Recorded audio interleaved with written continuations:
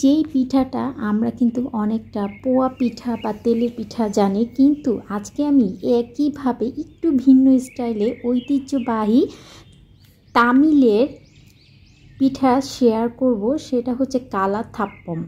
বিসমিল্লাহির রহমানির রহিম। Hello everyone, আসসালামু আলাইকুম। এখানে এই পিঠাটা করতে আমার লাগবে ভাতের চাল 3 থেকে 4 ঘন্টা ভিজিয়ে রেখেছিলাম। আপনারা চাইলে সারা রাত ভিজিয়ে রাখতে পারেন। তারপর একটা ব্লেন্ডারের জারে আমি ভাতের চালগুলো তুলে নিয়েছি। আর এখানে আমি 1 কাপের মতো নারকেল কুচি নিয়েছি। আপনারা চাইলে হাফ কাপ দিতে পারেন। আর হাফ কাপ রান্না করা ভাত দিয়ে দিচ্ছি। এতে করে এটা এত মজা আর এত সফট হয়। 2 চিমটির মতো লবণ দিয়ে দিচ্ছি, আর কিছুই দিব না। এখন আমি একটু পানি দিব, আর হাফ কাপের মতো আমি পানি দিয়েছি। আপনাদের এটা পেস্ট করতে যতটুকু পানি লাগে দিয়ে এটা পেস্ট করে নেবেন, খুব বেশি কিন্তু পানি দেওয়া যাবে না। এই যে আমি স্মুথ একটা পেস্ট করে নিয়েছি। এই যে দেখুন, আমার মজার সুস্বাদু এই রেসিপিটার জন্য কিন্তু আমার ব্যাটারটা হয়ে গিয়েছে পেস্ট করা। এই যে আমি পুরো পেস্টটা একটা বড় মিক্সিং বাটিতে নিয়ে নিচ্ছি। সবগুলো উপকরণ আমি বাটিতে নেয়ার পরে এখন আমি স্পেশাল একটা কাজ করব। সেটা হচ্ছে আমি এখানে একটু পানি দিয়ে দিচ্ছি, প্রায় হাফ কাপের মতো। আর হাফ কাপের মতো আমি আখের গুড় নিয়েছি। আপনারা চাইলে কিন্তু চিনি দিয়ে অথবা খেজুরের গুড় দিয়েও করতে পারেন। ট্রেডিশনালি এটা আখের গুড় দিয়ে করা হয়, তাই আখের গুড় নিয়েছি। আর আমি এখানে 3 টেবিল চামচের মতো চিনি দিয়ে দিচ্ছি, ব্রাউন সুগার। এতে করে মিষ্টির ব্যালেন্সটা একদম পারফেক্ট আসে এবং টেস্টটাও কিন্তু একটু বেড়ে যাবে। এই জন্য চেষ্টা করবেন আখের গুড়ের সাথে একটু চিনি দেওয়ার।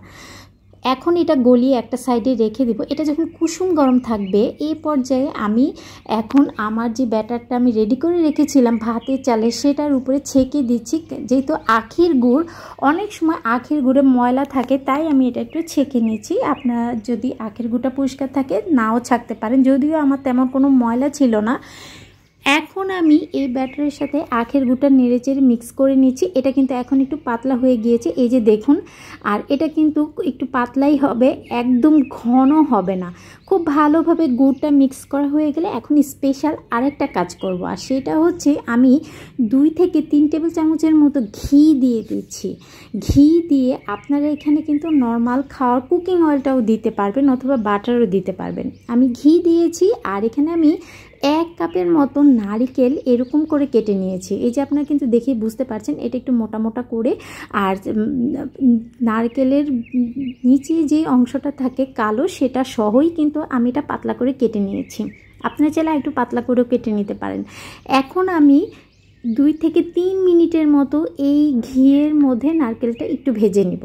খুবই সুন্দর একটা ফ্লেভার বের হচ্ছে। আর ট্রাস্ট মি, এটা খেতে এতটা মজার। এটা আরও মজার এবং আকর্ষণীয় করার জন্য 2 থেকে 3 চা চামচ আমি সাদা তিল দিয়ে দিচ্ছি। এখন এই নারকেলের সাথে সাদা তিলটা আমি ভেজে নিব।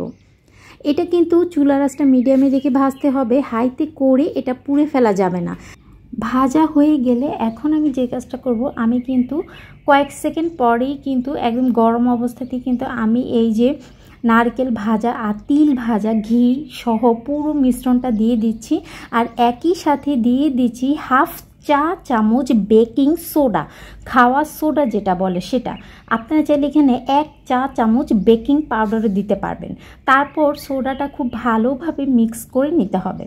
এখন আমার এই মজার এই নাস্তাটা জন্য কিন্তু সবগুলো উপকরণ একদম রেডি। এখন আজকে আমি এটা আপনারা চাইলে এখন কিন্তু তেলে এটা ভেজে নিতে পারেন, বাট তেলটা অনেকেই পছন্দ করে না। এই জন্য আমি যে কাজটা করেছি, আমি তেল ছাড়া এটা আজকে রেডি করব। তো আমি এখানে স্টিলের 4টা বা 5টা বাটি নিয়েছি। আর বাটিগুলোতে সামান্য একটু তেল এইভাবে ব্রাশ করে নিচ্ছি। যখন আমি নাস্তাটা তুলব, খুব সহজেই কিন্তু এটা উঠে আসবে বাটি থেকে।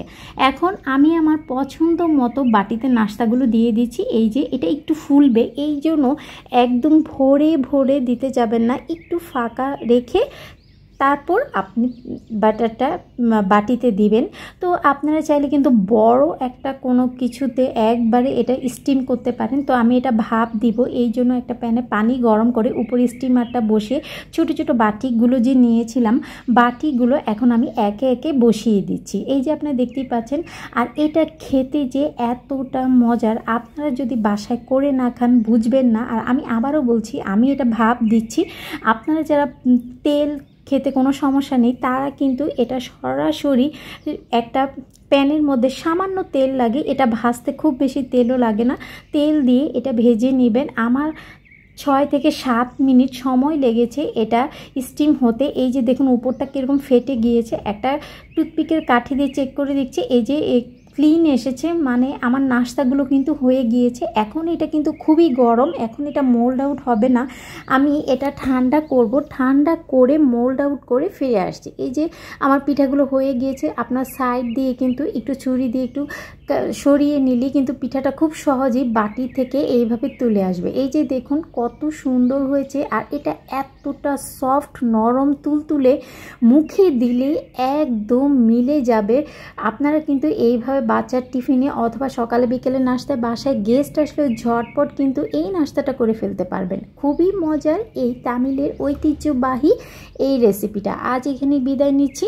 যেতে যেতে আপনার কাছে ছোট্ট একটা রিকোয়েস্ট, আমার রেসিপি যদি আপনাদের বিন্দুমাত্র উপকারে আসে প্লিজ আমার চ্যানেলটি সাবস্ক্রাইব করে আরও নতুন নতুন ভিডিও দেখার জন্য আমার পাশেই থাকবেন। আপনাদের ফ্রেন্ডস এবং ফ্যামিলির সাথে শেয়ার করবেন। আপনাদের দোয়ার মাঝে আমাকে মনে রাখবেন। সবাই ভালো এবং অনেক অনেক সুস্থ থাকবেন। ইনশাআল্লাহ ফিরে আসবো নতুন কোনো ভিডিও নিয়ে। আজ এখানেই বিদায় নিচ্ছি। আসসালামু আলাইকুম, আল্লাহ হাফেজ।